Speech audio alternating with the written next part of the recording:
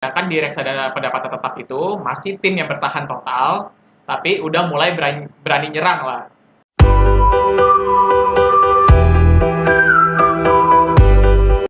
Halo semuanya, balik lagi di channel Beli Mimpi. Kemarin gue udah bahas tentang reksadana pasar uang, dan sebelum-sebelumnya juga banyak video gue tentang reksadana. Rencananya nanti semua video tentang reksadana bakal gue jadiin satu playlist, jadi biar kalau kalian mau nonton tentang reksadana, tinggal muter di satu playlist doang, jadi nggak perlu cari-cari di video yang lain. Nah, pada video kali ini kita akan bahas tentang reksadana pendapatan tetap. Jadi kan gue sering cerita kalau reksadana itu ibaratnya kayak tim sepak bola. Kalau sepak bola itu kan ada tim yang bertahan, ada tim yang menyerang. Bertahan biar nggak kebobolan, kalau menyerang biar bisa mencari gol. Nah, sama kayak di reksadana. Reksadana itu ada tim yang bertahan, ibaratnya jadi kayak nggak terlalu mencari resiko. Dan kalau tim yang bertahan juga nyari golnya pun nggak terlalu gampang kan. Nah, jadi di reksadana yang nggak terlalu beresiko juga biasa returnnya lebih kecil. Nah, kalau misalnya reksadana pasar uang itu ibaratnya tim yang bertahan total. Artinya dia resikonya kecil, resiko kebobolannya kecil, tapi mau cari return atau gola itu juga kecil peluangnya. Nah, sedangkan di reksadana pendapatan tetap itu masih tim yang bertahan total, tapi udah mulai berani nyerang lah. Nah, artinya udah perlu mencari return yang lebih gede atau goal yang lebih tinggi, tapi risiko kebobolannya juga jadi lebih tinggi karena timnya mulai menyerang. Nah, pada video kali ini kita akan bahas semua hal tentang reksadana pendapatan tetap, mulai dari komposisi, return, resiko, kapan waktu yang tepat untuk investasi di reksadana pendapatan tetap, dan tipsnya yang tepat untuk berinvestasi di reksadana pendapatan tetap atau RDPT. Nah, kita bahas yang pertama, komposisi. Jadi 80% komposisi dari reksadana pendapatan tetap ini itu di obligasi atau surat utang yang jatuh temponya lebih dari 1 tahun. Nah, karena jatuh temponya lebih dari 1 tahun, ini juga investasi cocoknya untuk jangka yang lebih panjang, lebih dari 1 tahun. Dan pasti returnnya juga lebih tinggi. Return dari reksadana pendapatan tetap ini ada dua yang bisa didapatkan. Pertama dari capital gain, dan kedua dari dividen. Capital gain itu dari perbedaan harga reksadananya. Jadi kalau misalnya kita pertama beli di reksadana di harga 5.000. Nah, besok-besok reksadananya naik harganya jadi 5.500. Kalau kita jual, kita dapat keuntungan 500. Nah, sedangkan kalau dividen tuh misalnya obligasinya lagi bagi-bagi dividen. Nah, itu kita bisa dapat dividen juga. Nah, jadi kita bisa langsung lihat ke fun fact sheet. Jadi di sini gua udah download dua fun fact sheet reksadana pendapatan tetap. Pertama itu dari Manulife obligasi unggulan kelas A, dan yang kedua itu dari Sucor Invest Stable Fund. Oh ya, disclaimer dulu kalau dua fun fact sheet yang gue download ini bukan saran untuk berinvestasi di reksadana pendapatan tetap yang dua ini, tapi ini cuma sebagai contoh aja. Nah, yang pertama kita bahas dulu yang Manulife obligasi unggulan kelas A. Nah, di sini pertama kita lihat persentase portofolionya. Ini kelihatan kalau dia investasikan dananya di obligasi koperasi sebanyak 46,80%, di obligasi pemerintahan sebanyak 45,14%. Jadi kalau di total obligasinya sekitar 90-an persen. Sesuai dengan peraturannya minimal 80% harus di obligasi. Nah, sisanya sekitar 8% baru di pasar uang.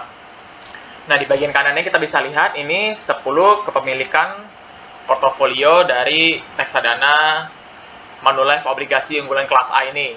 Ini dari yang ada HKIJ, IndoGB, sampai SMRA IJ, WSKT IJ. Kalau SMRA IJ ini itu obligasi dikeluarkan oleh Sumarekon. Kalau WSKT IJ ini obligasi dikeluarkan oleh WSKT. Nah, kita lihat di sebelahnya ini tanggal jatuh tempo dari obligasinya. Ini kalau yang ini berarti jatuh tempo di tahun 2029, ada jatuh tempo di tahun 2024, ada jatuh tempo di tahun 2023. Nah, yang paling cepat pun ini nih, yang di bagian ini. Dia jatuh temponya di tahun 2023, bulan Maret tanggal 10.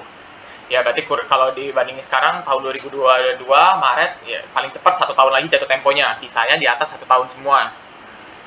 Kalau misalnya kalian mau tahu semua ini obligasi apaan, tinggal cari di Google. Biasanya di Google banyak informasinya. Kan sekarang semuanya jawabannya tinggal ke Mbah Google ya. Nah, sekarang kita lanjut ke fund fact sheet yang kedua, Secure Invest Stable Fund. Nah, kita lihat alokasi portofolionya di obligasi sekitar 80%, di pasar uang sekitar 19,48%.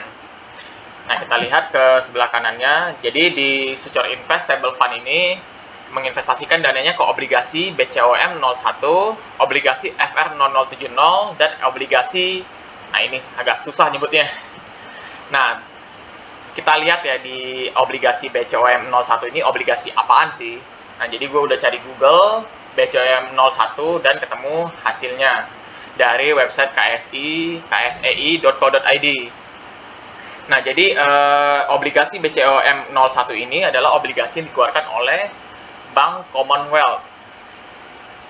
Bank Commonwealth mengeluarkan obligasi pendapatan tetap yang ini pada tanggal 4 September 2020 dan bakal jatuh tempo pada tanggal 3 September 2023. Nah, berarti sekitar kalau di sekarang 2022 Maret, jatuh temponya sekitar 1 tahunan lebih.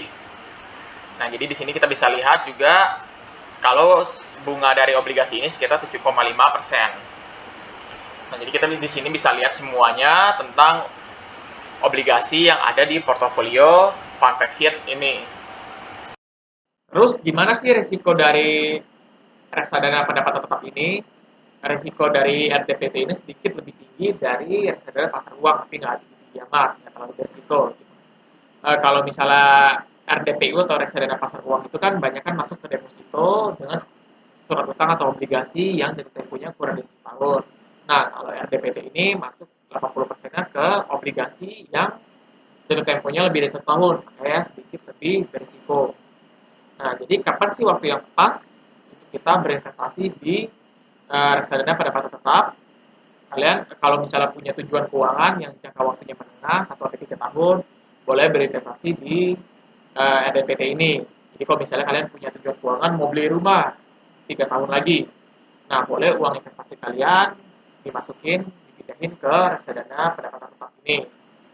Nah, terus kalau misalnya kalian punya profil risiko konservatif sampai moderat, boleh memilih RDPT ini sebagai pilihan investasi.